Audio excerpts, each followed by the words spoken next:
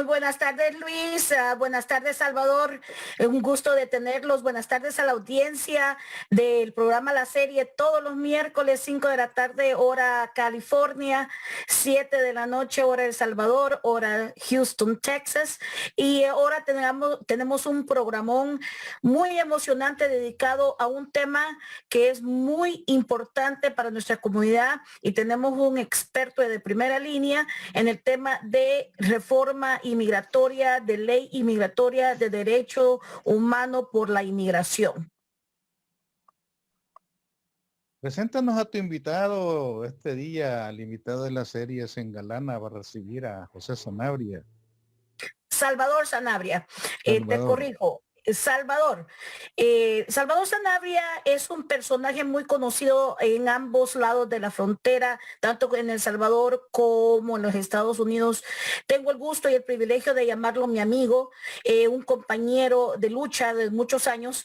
Su trayectoria yo la he vivido durante los últimos por lo menos 35 años de conocerlo, durante el conflicto de El Salvador, cuando el gran influjo inmigratorio de salvadoreños y guatemaltecos en los 80, en la organización, en la lucha de organizar a la comunidad centroamericana alrededor del tema de la inmigración. Él ha sido un personaje histórico, también miembro del liderazgo político de una de las 5 organizaciones que conformaron el FMLN, y con un gran placer también de compartir con ustedes que fue también uno de los firmantes de los acuerdos de paz en 1992 por la Organización de las Fuerzas Armadas de Revolución Nacional, la FARC, la GRN, como las conocemos nosotros en El Salvador. Pero también se ha destacado por ser un líder de las luchas sociales por la comunidad salvadoreña y centroamericana y latina en general en los Estados Unidos. Es un personaje que lidera ahora una de las organizaciones que están al frente de la lucha por la reforma inmigratoria, por la justicia inmigratoria, que va más allá todavía de una reforma que es ya está tarde y que tiene que ser tiene que ser dada a nuestra comunidad como un derecho ya ganado por nuestra comunidad salvadoreña y toda la comunidad inmigrante. El Rescate es una organización que tiene más de 30 años de haber sido conformada y es una organización experta en la lucha por la inmigración y los derechos de los inmigrantes.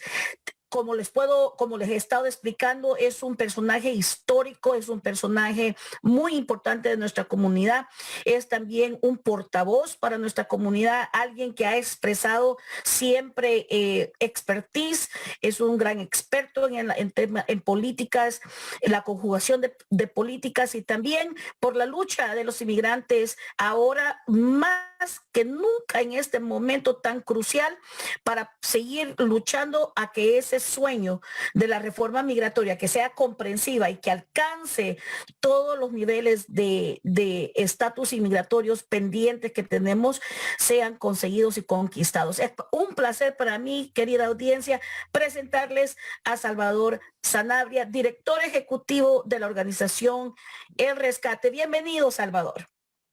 Gracias, Sofía, por la presentación y gracias a ti, gracias a Luis por la invitación para estar esta tarde en California aún. Yo creo que ya está anocheciendo en Texas y en El Salvador, por ser invitado a la plática para hablar temas de actualidad que verdaderamente interesan a nuestra comunidad migrante en los Estados Unidos y aquellos también que en Centroamérica se ven afectados por los vaivenes de la política norteamericana y la toma de decisiones en el Congreso y en el Ejecutivo de este país para el futuro de la propuesta de reforma migratoria presentada por el nuevo gobierno que ha tomado las riendas del Ejecutivo en Estados Unidos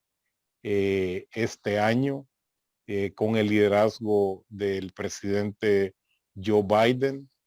y la relación que esa administración va a definir y establecer hacia el sur, comenzando con México y continuando con el triángulo norte centroamericano constituido por 3 naciones, Honduras, El Salvador y Guatemala, y el resto de América Latina, que es utilizada como puente para migrantes de todo el globo terráqueo que tienen como objetivo concluir un periplo para mejorar la calidad de vida de ellos y sus familias al venir a Estados Unidos o tal vez llegar aún a Canadá.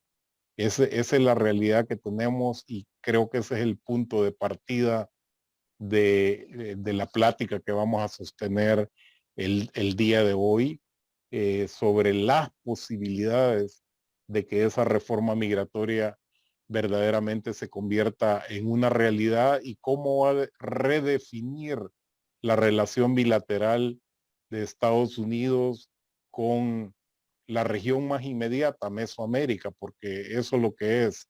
México y esas naciones centroamericanas constituyen una región muy importante para eh, la geopolítica regional de los Estados Unidos y por lo tanto esas decisiones van a tener un impacto directo en nuestras familias en ambos lados de la frontera, porque como se defina el futuro de esa reforma migratoria, eso va a tener un efecto en la estabilidad de la unificación familiar, va a tener un efecto en la economía familiar porque va de alguna manera a tener un impacto en el flujo de las remesas familiares y también va a tener un efecto en la calidad de vida de las familias en ambos lados de la frontera porque va a introducir un efecto de geopolítica, especialmente cuando los Estados Unidos en este momento está considerando un paquete de ayuda para la región de casi 4.000 millones de dólares que se está planteando en este momento una nueva forma de canalización de esas remesas. El día de hoy vimos declaraciones de la señora Jackson, que es la encargada de la relación con Centroamérica para definir la política de Estados Unidos hacia Centroamérica, e interesantemente planteaba que esa ayuda, Estados Unidos, el gobierno, el ejecutivo, a través de sus agencias que canalizan esa ayuda, está planteando que esa ayuda no llegue a manos de los gobiernos, sino que se canalice a través de organizaciones de la sociedad civil para garantizar que la mayoría de esa ayuda llegue a la gente que más la necesita. O sea, es la gente que está siendo afectada en su calidad de vida por el modelo imperante en la región centroamericana. ¿Cuál es el nombre de ese modelo? Modelo de migración forzada. ¿Qué significa ese modelo? Es que los mejores centroamericanos en edad productiva son forzados a dejar de manera irregular sus naciones de origen para enfrentarse a una ruta de grandes riesgos y peligro, incluso comprometiendo la integridad física y en muchos casos sus vidas para llegar a Estados Unidos, a la frontera norte de México con esta nación, intentar cruzar, conseguir un empleo, y en toda esa ruta han sido ilegales, han sido excluidos, han sido declarados sospechosos y criminales aún, y han sido objeto de ataques y de maltratos por las autoridades y por las bandas del crimen organizado. Y cuando llegan a esta nación y mandan su primera remesa familiar a sus familias, son declarados héroes. Pero cuando son deportados y son retornados a sus naciones de origen, son declarados perdedores y parias en su propia nación que lo forzó a dejar su tierra en ese modelo de migración forzada, que es lo que garantiza un lucrativo negocio para las élites económicas y políticas que dominan la región. Esa es la realidad que tenemos y entonces un gran desafío para esta nueva administración del gobierno de Estados Unidos de cómo revertir las condiciones de esa migración forzada. Entonces Estados Unidos plantea en este momento, con el apoyo de un Congreso escasamente dominado por el Partido Demócrata en ambas cámaras, una ayuda de 4.000 millones de dólares, que si uno se pone a pensar de cómo ha sido la ayuda tradicional de esta nación y en las décadas recientes, de cada dólar de esa ayuda, 75 centavos se queda en manos de los operadores del desarrollo internacional los 25 centavos que alcanzan a llegar a la nación que se pretende impactar y a los sectores sociales a los que se pretende cambiar su calidad de vida para que no tengan como única opción la migración forzada, termina en manos de entes gubernamentales a nivel nacional, a nivel regional o a nivel local, y lo que llega a la gente es prácticamente nada. Por lo tanto, el efecto es cero y el modelo imperante continúa teniendo como objetivo la expulsión de esa población productiva para que siga el flujo de remesas, que es un gran negocio y también una válvula de escape y seguridad social que los gobiernos no proveen a las poblaciones más vulnerables de esas naciones. Por lo tanto, la mayoría de esos pueblos, la mayoría de esa población, es el gran desafío que el presidente Biden tiene en la región, de cómo tratar de utilizar de la manera más inteligente y con el mayor impacto el uso de estos 4.000 millones de dólares. Ojalá, yo le deseo la mejor de las suertes a los tomadores de decisiones de esta administración, que esos fondos verdaderamente tengan un efecto que inicie un proceso de reversión de las condiciones de ese modelo de migración forzada. Gracias, Salvador. Regresando, sí, dime. Vamos a abordar eso porque yo creo que es bien importante aprovechar tu presencia en el programa, porque yo creo que podemos partir el tema de la inmigración en tres momentos y tú eres un experto en eso. ¿Cómo arribamos a este momento crucial donde la administración Biden va a tener que tomar quizás la decisión más estratégica en el tema de inmigración en los últimos 30 años, con el acta que está en el Congreso ahorita, que es el acta de la promesa y del sueño, que es la reforma inmigratoria que fueron presentados por dos congresistas, y también el acta de modernización, perdón, de los campesinos, de la fuerza de trabajo campesina. Esas son las dos actas que están ahorita en el piso pendientes de aprobación, que se dice que no va a ser aprobada hasta como en el mes de abril. Quiero hablar de eso.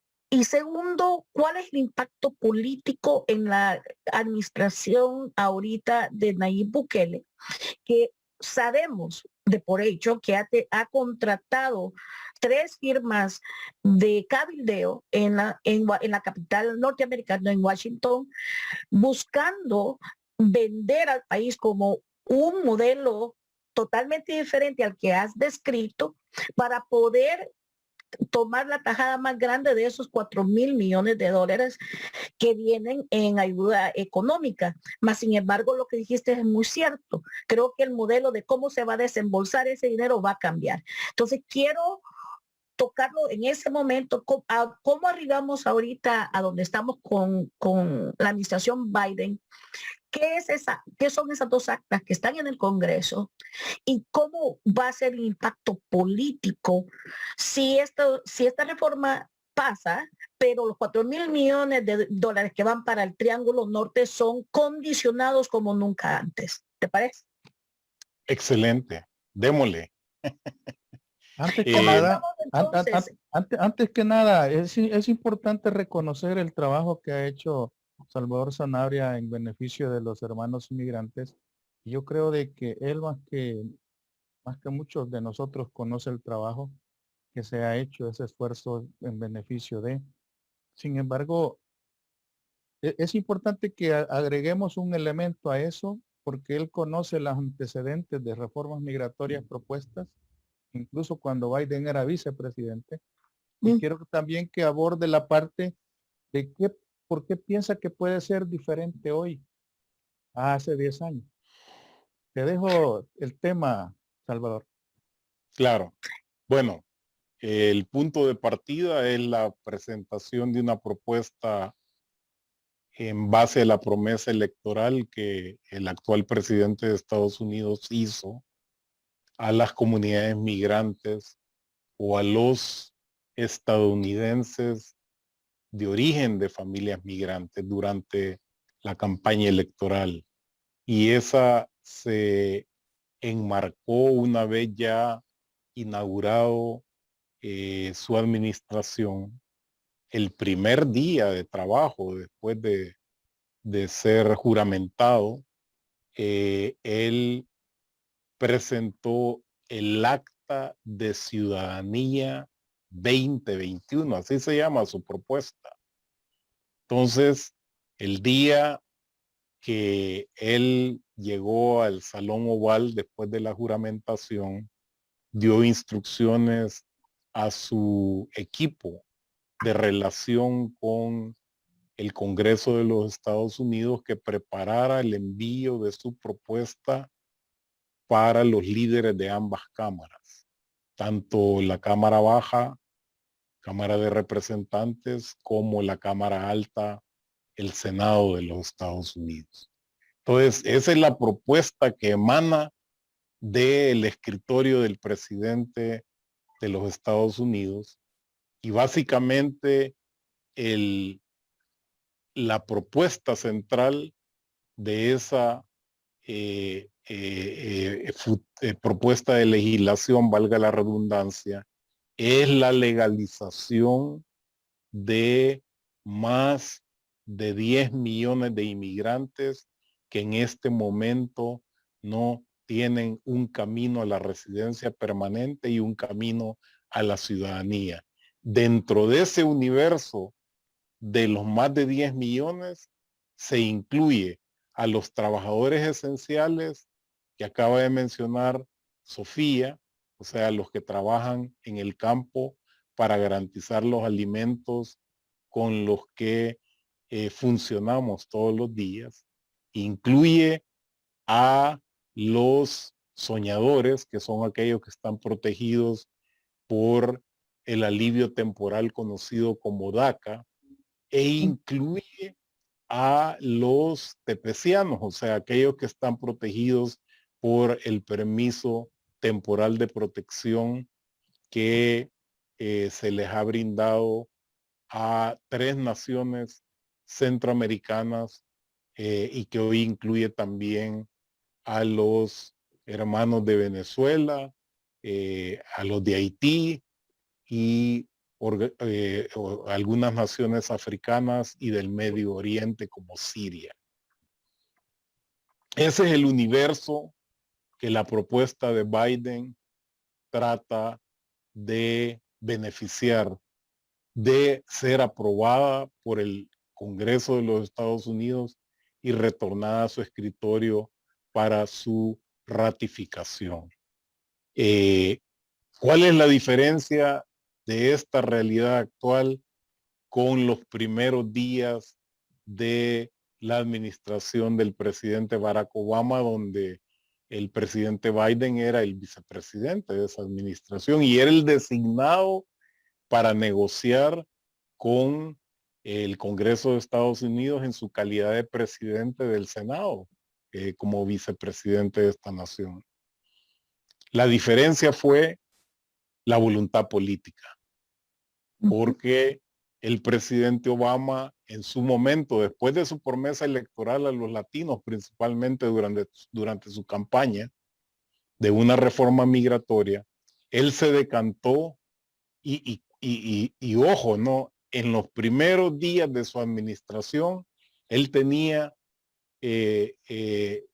ambas cámaras del Congreso bajo el control del Partido Demócrata, pero se decantó como prioridad el American Recovery Act, porque estábamos en medio de una recesión económica mundial, pero principalmente en Estados Unidos, y era lo que esa acta pretendía abordar y de alguna manera revertir y producir una reactivación económica a través de una gran inversión de dinero del gobierno en obras públicas y una serie de programas sociales y de reactivación económica y por supuesto un paquete de reducción de los impuestos al sector empresarial.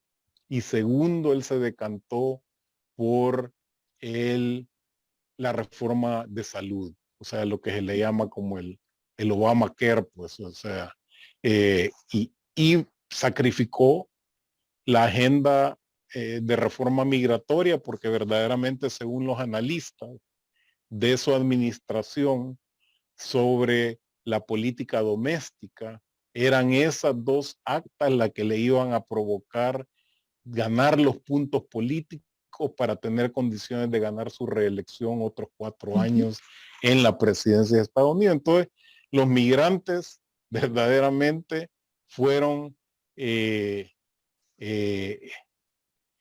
peón de sacrificio, pues en este juego del ajedrez político de Estados Unidos, y fueron descartados porque no significaban votos. Pues sí, cuando tenés 10 millones de habitantes en Estados Unidos que viven de una manera irregular, la administración Biden le llama hoy no ciudadanos. Ya no se usa el término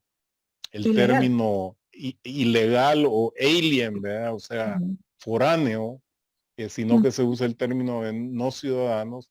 Y los asesores de Obama le dijeron, mire, señor presidente, si aquí la aritmética es bien clara y es bien fácil la fórmula. El American Recovery Act y la reforma de salud representa adeptos, votantes registrados en ambos partidos que le van a dar el apoyo a usted si esas dos actas logran pasar la aprobación del Congreso y usted la firma para convertirlas en ley. Entonces, esa fue la realidad. Hoy ¿qué tenemos? Tenemos que antes de cumplirse los primeros 100 días de la administración del presidente Biden, el día de hoy vimos cómo la Cámara de Representantes votó un paquete de reactivación económica por la recesión mundial que ha provocado la pandemia. Un gran triunfo para el presidente. El día de hoy, en la noche, la va a firmar para convertirla en ley, y creo que ahorita, no sé a qué hora, pues, pero se va a dirigir a la nación sobre en qué consiste y cómo va a beneficiar especialmente a las familias más afectadas por esta pandemia, que están en una situación de vulnerabilidad. Un gran triunfo, pues, porque va a representar también de alguna manera pavimentar las posibilidades de su reelección si es que decide correr para una reelección. Y para el Partido Demócrata, que controla ambas cámaras, puede ser que le garantice el sostener y posiblemente ampliar la escasa mayoría que tienen en ambas cámaras en las elecciones que vamos a tener acá el próximo año. Ese es como lo que está en juego. Lo que permite, dado que no tiene otros grandes proyectos de legislación, que se concentre sus energías en la pelea por la aprobación del Acta de Ciudadanía 2020, que puede ser en dos modalidades. Modalidad 1, la que describía Sofía, que pase por segmentos. Un segmento que beneficie a los trabajadores esenciales, donde no solo hay trabajadores del sector agrícola, pero también trabajadores del sector salud y del sector de servicios generales que trabajan en los hospitales, en los laboratorios, en los centros de investigación médica, o como activistas de apoyo a organizaciones en la comunidad que proveen servicios de salud, que incluye el testeo por el COVID y la vacunación masiva que está tratando de impulsar esta administración. Y por otro lado, que incluya a los soñadores, que en el mismo paquete de una legislación que beneficie a los soñadores y que les dé la posibilidad de convertirse en residentes permanentes y un camino seguro a la ciudadanía, se incluiría al universo de los protegidos bajo el TPS. O sea, ese es lo que en este momento tenemos como telón de fondo en toda la trama legislativa, porque hay una gran actividad de negociación, comenzando con el Partido Demócrata, pues porque ahí no es un bloque homogéneo, digámosle, sino que hay diversos intereses de diferentes sectores, y es así como va a ir tomando forma la negociación legislativa, primero en el partido mayoritario, para alcanzar un consenso que de alguna manera le cumpla total o parcialmente los intereses a esos sectores, para llegar a una propuesta de consenso que pase a una fase de negociación o de imposición a la minoría republicana en ambas cámaras del Congreso, para dar la posibilidad de la aprobación de una legislación que el presidente se sienta cómodo con ella y que la firme para convertirla en ley federal. O sea que en ese sentido es muy importante la activación de coaliciones a nivel de las principales ciudades con gran concentración de inmigrantes en situación irregular o no ciudadanos, como le llama esta administración, para movilizarse en apoyo al presidente, porque lo que debemos de apoyar es la propuesta del presidente, que es la legalización de los 10 millones. Pero también una movilización que ponga presión tanto en sectores del Partido Demócrata como también del Partido Republicano.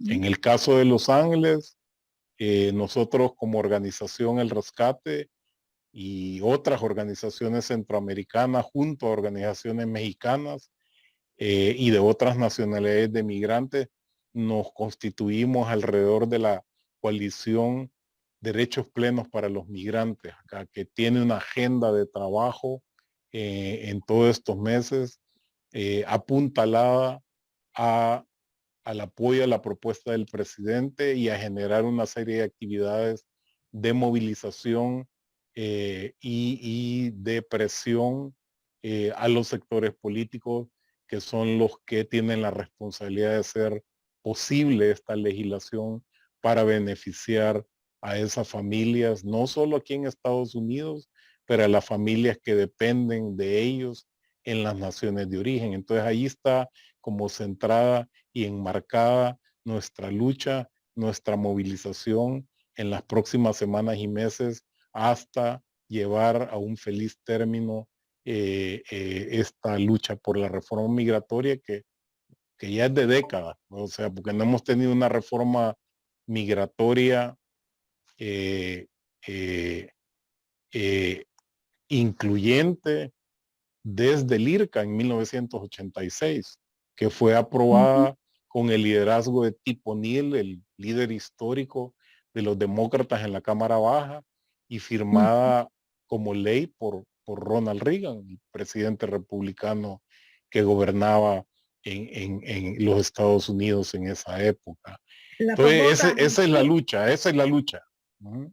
La famosa amnistía que se dio en los 80. Claro, la famosa amnistía. Es sí. importante tomar en cuenta algo, Salvador. Mira, Ujú. quiero que tú que conoces esa iniciativa de ley, también es importante decir, bueno, si estamos hablando de cerca de 11 millones de personas, pero como tal, también esa incluye excepciones, ¿verdad? ¿Quiénes, quiénes no califican para estar en ese grupo? Porque es importante no crear una expectativa general, porque habrá gente que no califica.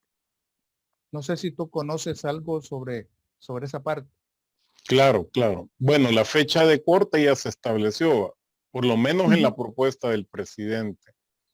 La fecha de corte es aquellos que están en el país desde antes del 1 de enero del 2021. Esa es la fecha de corte.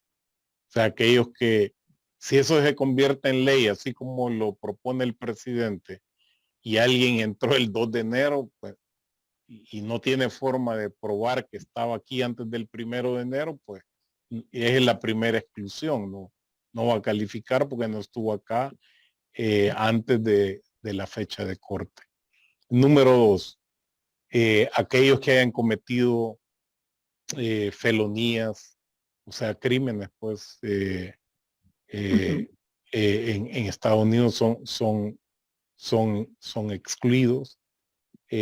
Aquellos que hayan cometido eh, crímenes violentos en sus naciones de origen, o que mientan en la solicitud sobre esa cuestión, u otros crímenes relacionados al narcotráfico, lavado de dinero, que hayan pertenecido a un partido nazi, que abogue por la discriminación racial. O sea, hay toda una serie de excluyentes que marca la ley federal que, que al ser redactada esta legislación y de ser convertida en ley federal de los Estados Unidos, podemos adelantarnos que ese decálogo de exclusiones va a ser incluido como lo ha sido en otros beneficios o remedios migratorios eh, eh, para lo que han calificado algunos segmentos de la población no ciudadana, como le llama la administración Biden, a los que no tienen una situación migratoria regularizada. Salvador, Es Salvador, importante, sí. hablabas también de una modalidad 2. Cubriste la modalidad 1 que dijiste Sí, que yo lo había sí, mencionado. la modalidad 2 está ligada a la opción nuclear.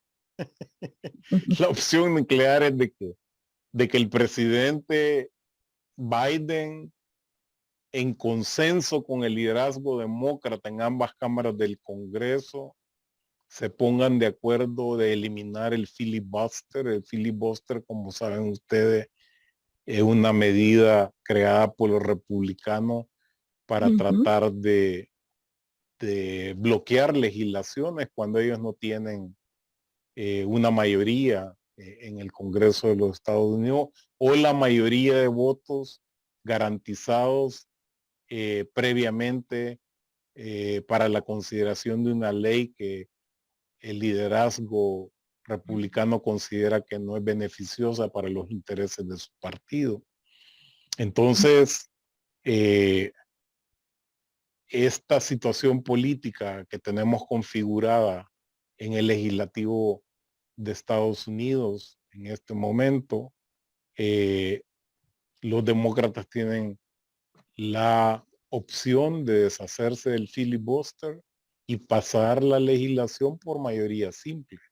O sea, y aprobar la legislación como la hayan discutido en sus diferentes comités que ellos tienen internamente en la estructura legislativa de su partido, llegar a un consenso con o sin votos republicanos a favor o en contra de esta propuesta, y llevarla a un comité de conferencia y con el voto de la presidenta del Senado, garantizarse la mayoría en el Senado y llevársela al presidente para que la firme como ley federal. Claro, eso lleva... Eso es bien importante lo que estás diciendo, Salvador, políticamente hablando, porque nosotros hicimos un análisis en este programa sobre los resultados de las elecciones y nuevamente, después de las administraciones de Obama, las dos administraciones de Obama, le volvimos a dar el voto de confianza y de fe en los demócratas, para una victoria demócrata, para conseguir otra vez una nueva oportunidad para una reforma inmigratoria. Es decir, lo que vos estás diciendo como un experto en inmigración y en las políticas alrededor de inmigración y en la historia de nuestra lucha por la justicia inmigratoria, es que ahora no hay excusa para no pasar una reforma inmigratoria. Se tiene mayoría, por muy leve que sea, en el gobierno, tanto la presidencia del Ejecutivo como en el Legislativo, y hay una modalidad que vos le llamás que me parece genial, la modalidad nuclear, que si no encuentran consenso con la minoría republicana, y no le dan muchas excepciones, porque los republicanos van a pedir cambios a las propuestas, obviamente, como están estipuladas. La administración Biden y su equipo tienen la opción de la modalidad nuclear, que es pasar enteramente su ley como él la tiene ya redactada. O sea, eso es bien importante para que la audiencia lo entienda, para que este es producto de la lucha electoral de aquellos en Estados Unidos que fueron a votar con conciencia por el Partido Demócrata, y que en lugares como Texas, en Georgia, el voto latino tuvo mucho que ver en la victoria de los demócratas. Podríamos analizarlo así, Salvador, de que no hay excusa para que se dé una reforma inmigratoria. No hay excusa y se demuestra con la aprobación del estímulo, del paquete de estímulo para enfrentar los efectos de la pandemia y su efecto principal, que es la recesión global que provocó y el efecto económico y social en los Estados Unidos, en donde no había un consenso 100% en el Partido Demócrata, pero se logró porque aquellos que tenían opiniones encontradas sobre la naturaleza de este paquete de estímulo económico y social, tuvieron que sacrificar, tuvieron que ir a la mesa de negociaciones y lograron un consenso, una propuesta consensuada en ambas cámaras, y se pasó sin ningún voto republicano. Todos los republicanos se opusieron en el Senado, todos los republicanos formaron un bloque en la Cámara para oponerse a la aprobación de esta legislación, y esta noche el presidente Biden la va a firmar en convertirse para que se convierta en ley federal y publicarla en el Diario Oficial de Estados Unidos. Lo mismo tenemos que exigir, no rogar, exigir, porque nosotros les dimos el voto no solo al presidente y a la vicepresidenta para que gobiernen esta nación y sacar a Trump de la Casa Blanca, sino que les dimos también la victoria, aunque sea por escaso margen, en la Cámara y en el Senado de los Estados Unidos. Entonces, hoy nos toca demandar, hoy nos toca exigir. Para eso es importante agarrar el teléfono, hablarle a nuestros representantes y a aquellos que no son nuestros representantes también, para que sepan cuál es la posición del pueblo migrante que vota en Estados Unidos, los hijos de esos migrantes también que votan en Estados Unidos, y que es importante que alcemos nuestras voces en todas las redes sociales, en todos los medios de comunicación, y cuando la oportunidad lo permita y nos llamen, nos movilicemos también en las calles para garantizar que de la misma forma que ha sido aprobado el paquete de estímulo económico por la pandemia, así sea aprobada la reforma migratoria. ¿Por qué? Porque también eso va a beneficiar a la economía de los Estados Unidos y va a beneficiar la reactivación y la recuperación económica de esta nación en los próximos meses siguientes a la aprobación de esa reforma migratoria. Ese es el mensaje. No, nadie va a pelear por nosotros. Nadie. Ningún O político sea, en Washington. o sea que Tenemos que tomar el destino propio en nuestras manos para hacer posible y realidad esta reforma migratoria. O sea, nos tenemos que organizar porque las elecciones solo nos dieron la apertura, pero la victoria no la tenemos y tenemos que organizarnos y entender cuál es el poder de una comunidad organizada. Salvador, quiero compartir con vos un dato que el voto latino en estas últimas elecciones se incrementó casi un 26%. O sea, eso fue lo que catapultó la victoria de los demócratas. Entonces, yo sé que la coalición en la que tú estás ahorita con la organización El Rescate estamos hablando de organización y lucha hasta conseguir la reforma migratoria. Y no la tenemos que rogar, la tenemos que demandar, como vos decís. En ese aspecto, compártenos la acción que va a tomar esta coalición concreta aquí en Los Ángeles. Me parece que solo es en Los Ángeles. Quiero que me lo clarifiques, que va a haber una acción en mayo con respecto a presionar a la administración y al Partido Demócrata para que tome modalidad 1 o modalidad 2, no importa cómo lo hagan, pero tiene que pasar la reforma inmigratoria.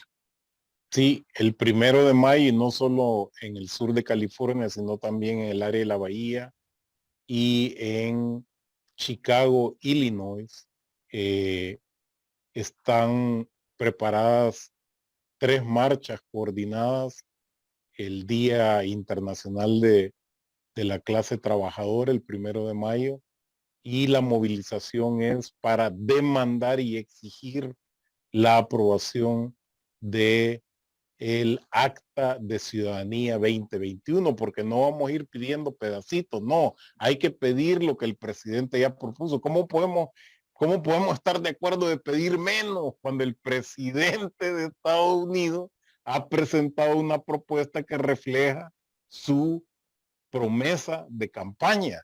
Eso es lo que beneficia a los 11 millones de no ciudadanos que en este momento no tienen garantizada un camino a la residencia permanente y un camino a la ciudadanía. Entonces, por eso nos vamos a movilizar en esas 3 ciudades, pero yo sé que hay otras coaliciones a nivel de todos los Estados Unidos para exigir que esta propuesta del presidente se convierta en ley y se dé paso a la formalización del estatus migratorio de esos 11 millones, que va a beneficiar no solo a la familia migrante en Estados Unidos y solidificar su unificación, pero también va a beneficiar a las familias en las naciones de origen que dependen del trabajo de estas familias acá en Estados Unidos y posibilitar su reunificación familiar. Eso es muy importante.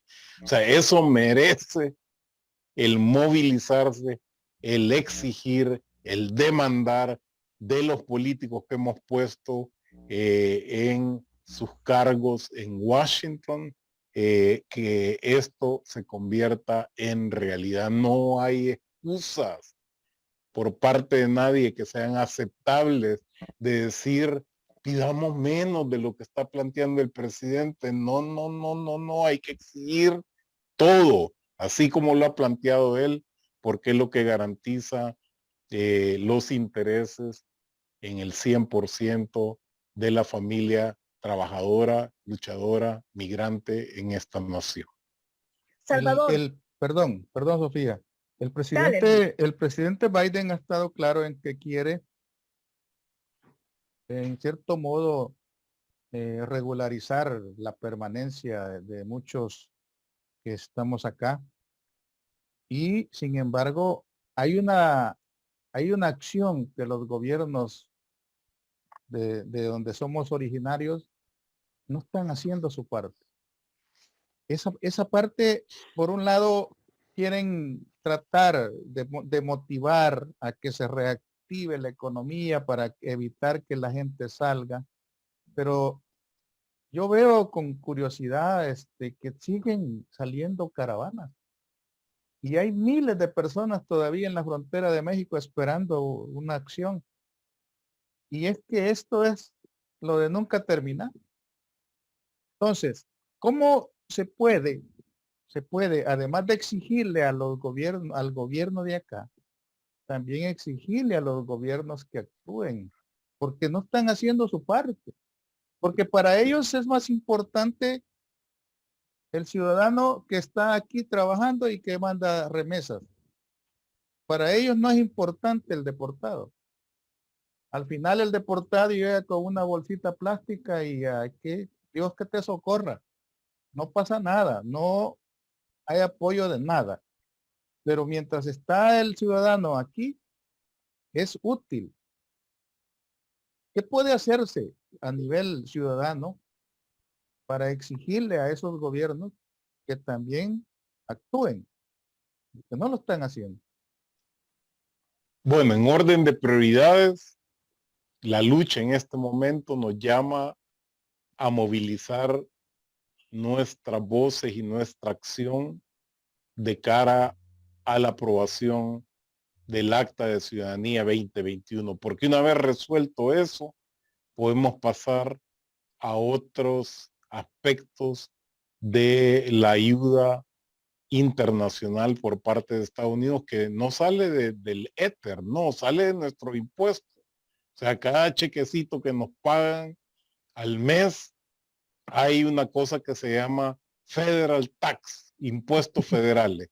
Y de ese dinero que nos descuentan de nuestro cheque mensualmente por impuestos federales, se alimentan los cofres del presupuesto central de Estados Unidos, del Tesoro, de donde sale el dinero para la ayuda internacional. Y es de ese cofre que la administración Biden está planteando el darle a 3 países de Centroamérica, porque no es a todos, es a 3 naciones centroamericanas, 4,000 millones de dólares en ayuda internacional para tratar de revertir las condiciones de la migración forzada. Esa es una batalla cuesta arriba. ¿Por qué es una batalla cuesta arriba? Porque cuáles son los males endémicos de esa región históricamente. ¿Cuáles son? Pues primero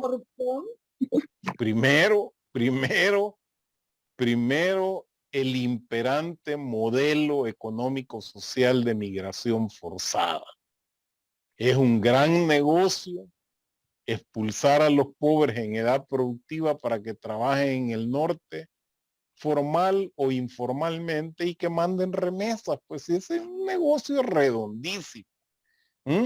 Segundo, el aspecto que ya mencionó Sofía, que es la corrupción de las élites, que saquean el presupuesto nacional todos los días para beneficio personal y de sus grupos de poder en detrimento de las almas trabajadoras que no tienen otra opción más que abandonar sus naciones para buscar el sustento de sus familias y garantizar un futuro para los más jóvenes de esos grupos familiares y sostener a los que se quedan atrás. Esa es la realidad de nuestra región. Entonces, ¿cómo? Ya creo que vamos entrando aquí al segundo tema. ¿Cómo nos organizamos aquí en Estados Unidos para que nuestros impuestos, no es un regalo de Biden, de su chequera personal o de los congresistas que se van a bolsear cada uno para reunir los 4,000 millones de dólares, no, es de nuestros impuestos, por lo tanto, como ciudadanos conscientes e informados y que queremos garantizar el mejor uso de esa ayuda internacional que proviene de nuestros impuestos, nos tenemos que asegurar que ese paquete, que no es pequeño, 4,000 millones de dólares, son 4,000 millones. En mi opinión es muy poco, pero si se invierte de la mejor forma, dirigida a impactar a los grupos más vulnerables y se garantiza que no va a quedar en las manos el dinero de los Bellwether Bandits. Los Bellwether Bandits son organizaciones que se lucran de esa ayuda internacional y verdaderamente va a llegar a impactar la calidad de vida de las gentes en las zonas más pobres de esas naciones y no va a caer en manos de corruptos, entonces posiblemente empecemos a ver una luz tenue al fin del túnel oscuro de la realidad del triángulo norte centroamericano. Te voy a interrumpir ahí, Salvador, y yo como conozco la idiosincrasia de nuestro Salvador. Mira, yo conozco cómo funcionan las ONG en El Salvador y te voy a contar una anécdota de una ONG que recibía el financiamiento de Alemania y que lo perdió. ¿Por qué lo perdió? Porque para desarrollar proyectos siempre era necesario el aval del gobierno. Y si el gobierno de turno no daba el aval para desarrollar un proyecto, no se hacía nada. ¿Me explico? Entonces, las organizaciones que le llaman, entre comillas, sin fines de lucro, no son más que muchas veces fachadas de muchos políticos. Entonces, si a mí me preguntara el presidente de Biden cómo corregiría eso, primero hay que hacer un examen de las organizaciones que existen. Pero no sé, Luis, si tú leíste la propuesta de la señora Jackson el día, creo que las declaraciones las hizo ayer, pero hoy salieron publicadas. Sí, sí, entonces, las leí en el ella plantea el establecimiento de una comisión regional de Naciones Unidas para poder monitorear el tema de la corrupción y la mejor administración de esta ayuda para que tenga el mejor impacto en la región. Y tú tienes toda la razón. O sea, puede ser que algunos gobiernos autoritarios o con tendencia autoritaria en la región digan, no queremos esa ayuda. Así como la plantean los señores de Estados Unidos, no la necesitamos acá. No la queremos así. Entonces, te voy a decir, aquí se va a abrir una dinámica en la que es necesario organizar una campaña permanente para garantizar que esa ayuda llegue íntegramente a la gente que la necesite y a los programas que verdaderamente van a tener un impacto a nivel local para poder revertir las condiciones de la migración forzada, pero al mismo tiempo, como parte de esa agenda de desarrollo impulsada por los migrantes que aportan los impuestos para que sea posible tener esos 4.000 millones de dólares en la región centroamericana, el poder impulsar una agenda regional de lucha en contra de la corrupción. Es difícil, es complejo, mira, pero no es un Salvador, camino fácil, va a abrir una serie de señalamientos, una serie de artimañas, de zancadillas y de no sé qué más para poder... Yo no quiero interrumpir. Este modelo que dice la congresista Jackson tiene sentido, porque ya despertaron los demócratas de que tanta confianza ya mismo con los gobiernos y creyéndoles que los van a invertir para lo que sea, especialmente con el estado de gobierno actual en El Salvador, en Honduras, con un casi narcoestado cubierto, y también con la inestabilidad, obviamente, de Guatemala. Quiero interrumpirlo porque la PNUD está haciendo este mismo modelo en inversión en temas de género en El Salvador y en la región centroamericana. Y la inversión para estos proyectos que vienen de grupos como la Unión Europea están siendo canalizados por un método de colación a ONGs por medio de comisiones que verifican la estructura, la capacidad de trabajo y que no tienen nada que ver con la estructura del gobierno. Entonces, por eso la propuesta de la congresista Jackson estipula que tiene que formularse una comisión para poder tener un filtro tras otro filtro regional, porque conocen que el estado de estos tres países ahorita, y ahorita vamos a hacer el puente hacia qué pasa en El Salvador, saben de que la situación socioeconómica y política en la región de los 3 países del Triángulo Norte es volátil e inestable. Pero tampoco pueden dejar sin invertir en la región, ya que la inmigración forzada sigue hoy por hoy causando una crisis doméstica para los Estados Unidos. Entonces es importante ver que ese filtro, y estoy muy de acuerdo, tenemos que como salvadoreños estar enganchados en lo que está sucediendo para poder ejercer nuestra opinión y nuestro poder cívico para que se invierta, para buscar ese balance, ese chequeo, para que esos 4.000 millones de dólares lleguen a los propósitos tal y como está estipulado en la propuesta de la inversión de estos 4.000 millones de dólares. Y les quiero compartir, querida audiencia, y a Luis también, que yo a propósito dejé algo afuera cuando presenté a Salvador. Pero Salvador también es presidente del INSAMI. Unos de ustedes lo habrán escuchado, otros tal vez no, que es el Instituto Salvadoreño del Migrante en El Salvador. Porque el proceso de migración es un círculo de origen y de retorno a nuestros países de origen, valga la redundancia. Entonces, él como presidente del Instituto Salvadoreño del Migrante en El Salvador, también tiene la temperatura de qué es lo que está pasando al retorno del migrante y el impacto nacional en nuestros países de esta inmigración forzada que al cerrar el círculo vuelve a tener un impacto no en las élites que se han enriquecido de la inmigración forzada, sino que un impacto social. Cuando llegan donde no hay una tela social, no hay un paracaídas, no sé ni cómo decir, no hay nada que los espere. Una red de seguridad. Claro. Una red de seguridad, condiciones para poder garantizar la reinserción de ellos.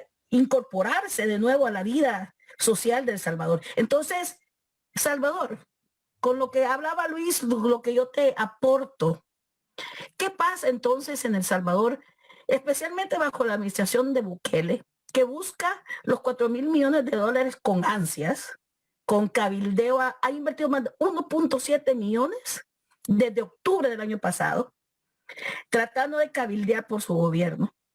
No hay protagonismo de parte del gobierno, especialmente en la crisis que tenemos de niños separados todavía en la frontera. Tú pusiste algo en tus redes este día, que hay 3.500 niños, muchos de ellos quizás mayoritariamente salvadoreños, pero tenemos una administración que tiene un desastre de relaciones exteriores y obviamente cero conocimiento de política migratoria. Vos como presidente del INSAMI en El Salvador, ¿cómo ves esta crisis migratoria, el impacto nacional en El Salvador y qué es lo que hay que hacer para apoyar ese desembolso justo de los 4.000 millones de dólares, pero también que el pueblo salvadoreño entienda la repercusión de una reforma migratoria?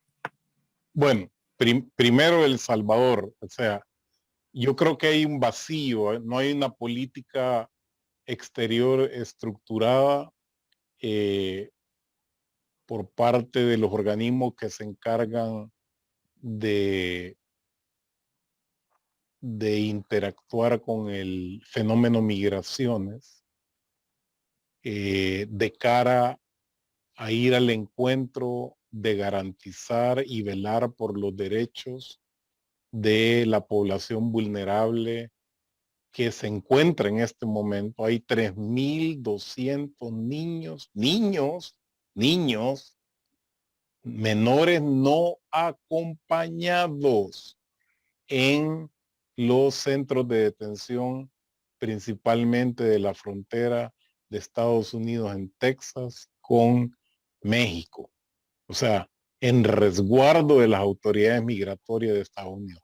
3.200 menores. La mayoría de ellos centroamericanos.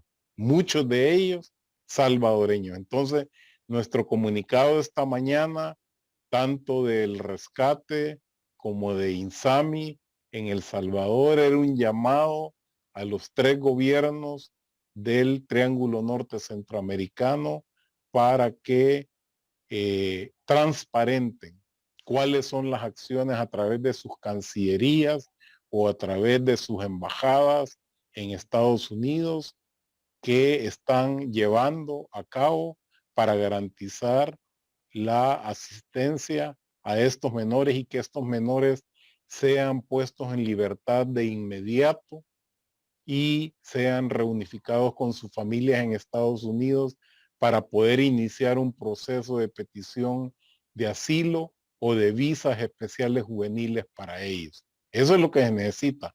Hasta ahora ya han transcurrido casi 24 horas de que la prensa de Estados Unidos declaró la crisis humanitaria que tiene la administración Biden en la frontera, brillan por su ausencia en términos de hacer claro cuáles son las gestiones o cuál es el plan de emergencia que esos gobiernos están llevando adelante. Número 2, la ansiedad por los 4,000 millones. Como que si fuera la ansiedad de los niños, ¿va? Cuando van a reventar una piñata. Nosotros debemos de garantizar, porque hoy ya me cambié de sombrero, hablé primero como presidente del INSAME, voy a hablar como director ejecutivo del rescate y voy a hablar también en mi calidad de ciudadano de Estados Unidos y de contribuyente.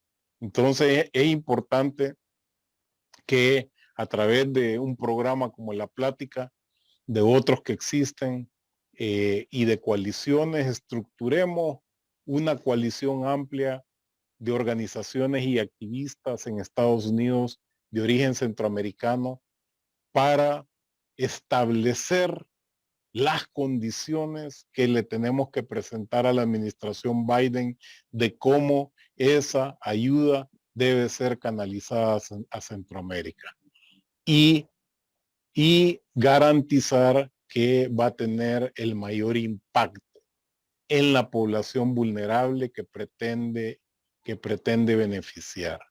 No podemos permitir que estos recursos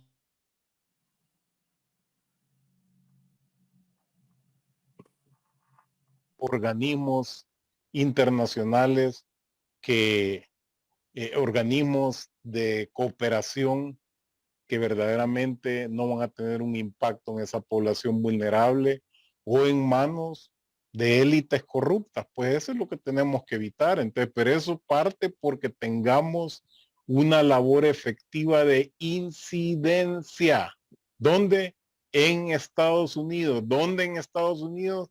En Washington, ahí donde se toman las decisiones y donde se definen los destinos y las condiciones de esta ayuda de cooperación con, en este caso, el Triángulo Norte Centroamericano. Ese es por donde vamos y yo los quiero invitar a ustedes a la plática, que sean promotores de esta idea y que un futuro programa sea alrededor solo de este tema, del tema de la canalización, la garantía de impacto al máximo en la población vulnerable que se pretende beneficiar de este paquete de ayuda hacia ese segmento de la región centroamericana.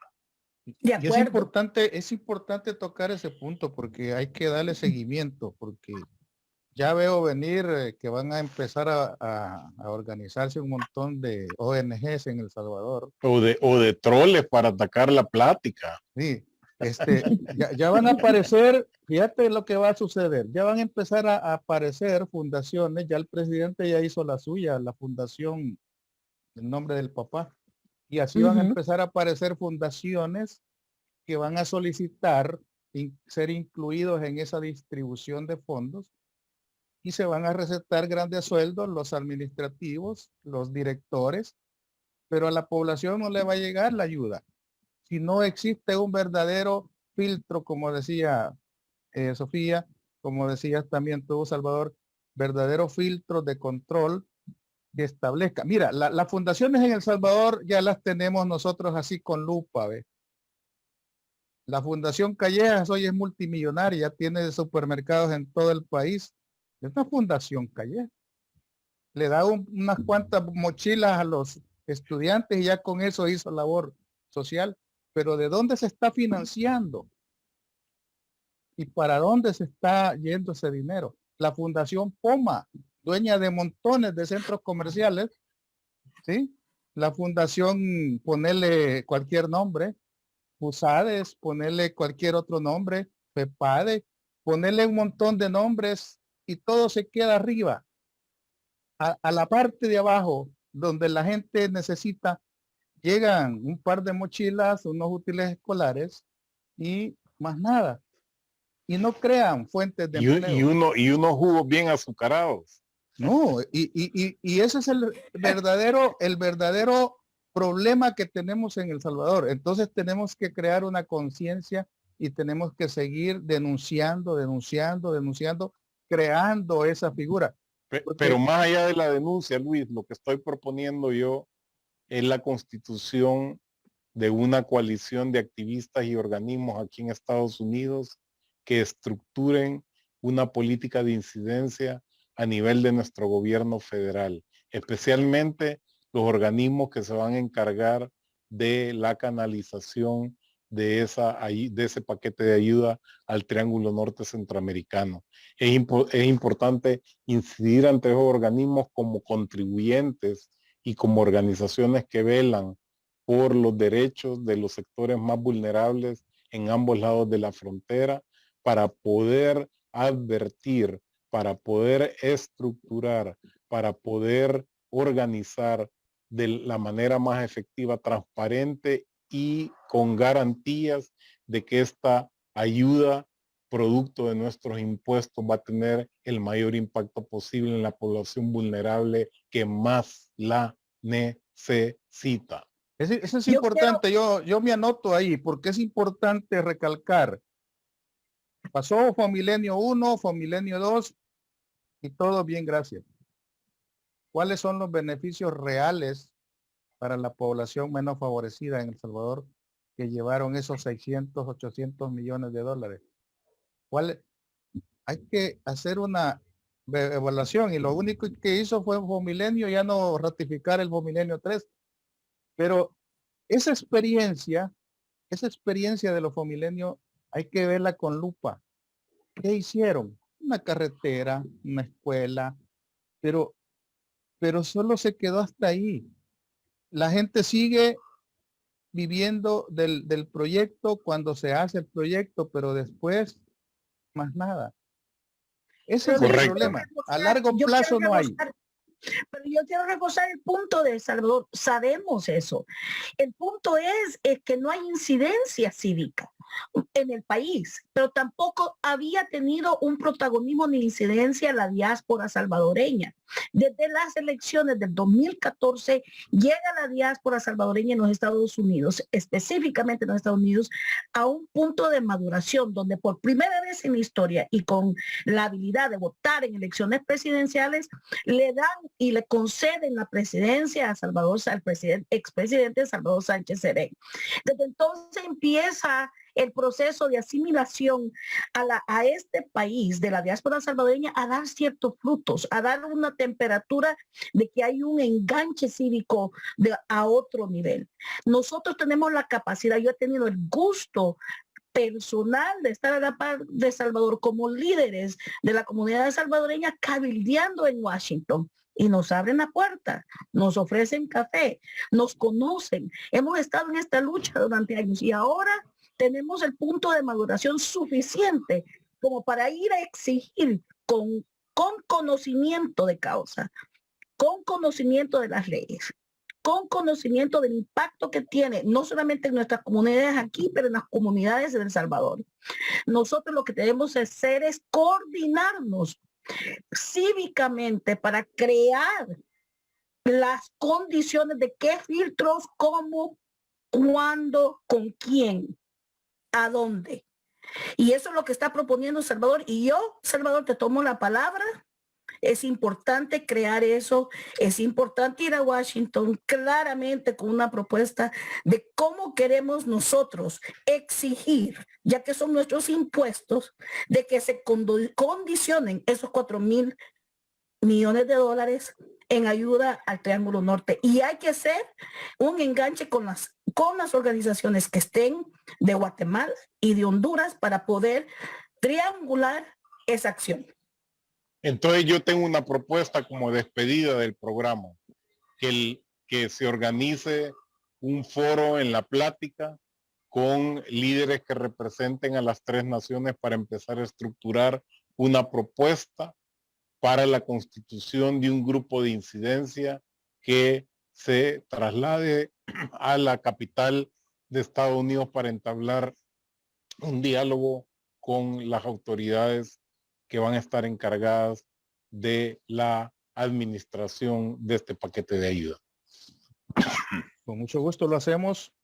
Se toma en cuenta la iniciativa y lo hacemos con mucho gusto y organizamos algo para empezar a trabajar en esa coordinación que es tan importante hacerlo, porque caso contrario no estaríamos dentro de 3 años, 4 años después revisando que realmente no sirvió de mucho lo que se llevaron nuestros impuestos para allá y no dieron los frutos que realmente se necesitan.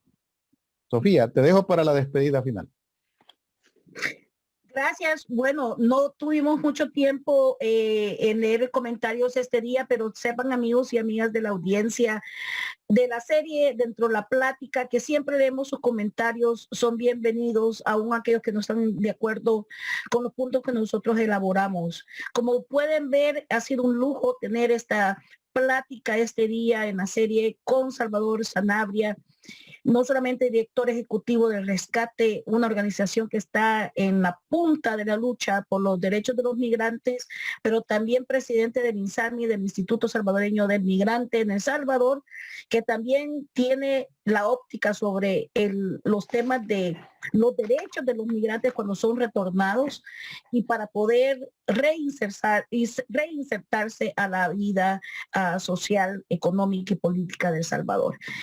Ha sido un gusto, Salvador, tenerte. Siempre es un gusto platicar y complotar contigo sobre las luchas sociales de nuestra comunidad. Quisiera que nos prestaras o nos enviaras el volante sobre la acción que se va a dar el 1 de mayo, que nos mantengas al tanto para poder comunicárselo a nuestra querida audiencia.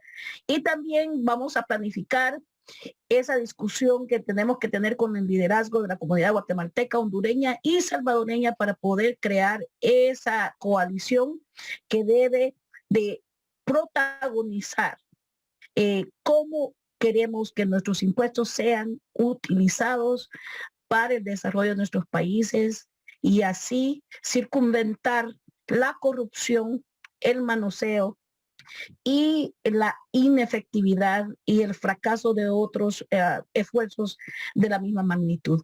Te agradezco mucho tu tiempo, sé que eres un hombre muy ocupado, sé que hay muchas cosas que están pasando con la política interna ahorita sobre la reforma. Manténnos al tanto, te vamos a invitar de nuevo para que hablemos sobre esto y sigamos desarrollando y lo convirtamos en una serie muy importante hasta que lleguemos a la reforma inmigratoria. Te lo agradezco, querida audiencia, muy buenas noches. Luis, siempre un placer compartir este espacio contigo. Muchas gracias, Salvador. Gracias a cada uno de ustedes y a los amigos que estuvieron atentos al programa hasta el final. Idalia Reyes, Reinaldo Bermúdez, saludos. Soledad Gómez, Ricardo Ernesto Calderón, gracias. Elmer Bernal, saludos. Gilberto Martínez, Delmi Mejilla, gracias. Tony Cárcamo desde San Vicente. Julián Ramírez, te mando un especial saludo también, Salvador.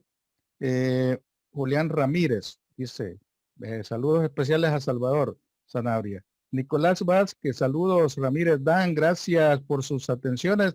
Marvin Hernández, gracias por sus saludos. Aquil Tirana, gracias. Salvador Vélez desde New Jersey. Francisco Zamora, saludos. José Portillo, Vicky Figueroa, Jesús López, Juan Francisco Martínez, Reinaldo Bermúdez, gracias. Gracias a cada uno de ustedes. Angie Serrano desde Chalatenango. Bert Hernández, Mari Sánchez, gracias. Carlos Barahona, Héctor Monge, gracias, lo felicito por este importante programa. Berta Hernández, no hay nada de esa promesa de dinero. Si en caso existe algo, sería una promesa, algo así como 5 para quitarnos 75. Gracias. Saludos. Eso es importante, la gente opina, gracias me a cada gustó uno. esa, Sí. me gustó esa ecuación. ¿Sí? Y eso es así, el famoso ciclo, ¿verdad? Gracias, Salvador. Fue un gusto saludarte en este Claro, espacio y estas puertas están abiertas cuando puedas acompañarnos. gracias a ustedes y buenas noches y buenas tardes a nuestros videntes. Bueno, muchas gracias. Buenas noches a cada uno de ustedes. Saludos, Hasta la Sofía. otra semana. Gracias. Cuídate Hasta la otra mucho. semana. Gracias.